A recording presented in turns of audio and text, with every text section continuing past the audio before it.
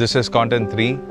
So content 2க்காக நான் இந்த பீச்சுக்கு வந்திருந்தேன். நம்ம வந்த வழி, இந்த பீச்சோட பியூட்டி எல்லாமே ரொம்ப நல்லா சினிமேட்டிக்காக இருந்துச்சு. ஸோ நான் பீச்சுக்கு வந்தோடனே அங்கேருந்து பார்த்தப்போ இங்கே ஏதோ அனிமல் மூவ் ஆகிட்டு இருந்த மாதிரி இருந்துச்சு. நேரில் வந்து பார்த்தா ஒரு ஆமை வந்துட்டு செத்து கிடக்கு. அந்த மொமெண்ட்டில் எனக்கு ரொம்ப ஷாக்கிங்காக இருந்துச்சு. பீச் வ்ளாக் எடுக்க வந்த பிளேஸ் ரொம்ப அப்படியே சைலண்ட்டாக மாறிடுச்சு.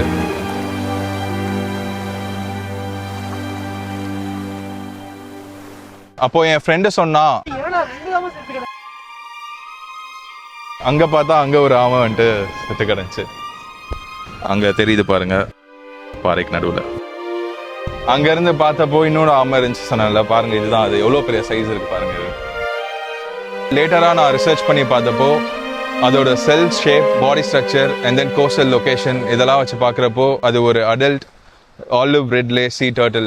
சம்டைம்ஸ் sea turtles ஃபிஷிங் நெட்டில் சிக்கலாம், இல்லை வந்துட்டு என்விரான்மெண்டல் சேஞ்சஸ்னால அப்படியே கரை ஒதுங்கி கிடக்கலாம். ஃபிஷர்மேன் மீன் பிடிக்க போகிறப்போ அவங்க பேய் வலை இந்த மாதிரி ஒரு மெத்தட் யூஸ் பண்ணுறனால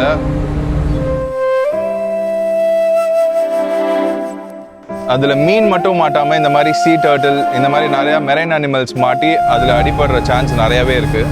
இது வந்துட்டு ஃபிஷர்மேன்ஸை ப்ளேம் பண்ணுறதை பற்றி இல்லை, அவங்களும் இந்த கடலை நம்பி தான் வாழ்கிறாங்க.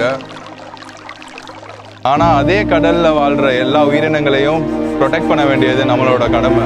கடல் நமக்கு அழகை மட்டும் காட்டாது, நம்ம கவனிக்க வேண்டிய சில உண்மைகளையும் கடல் காட்டும். Some contents are not just for views, it's for awareness.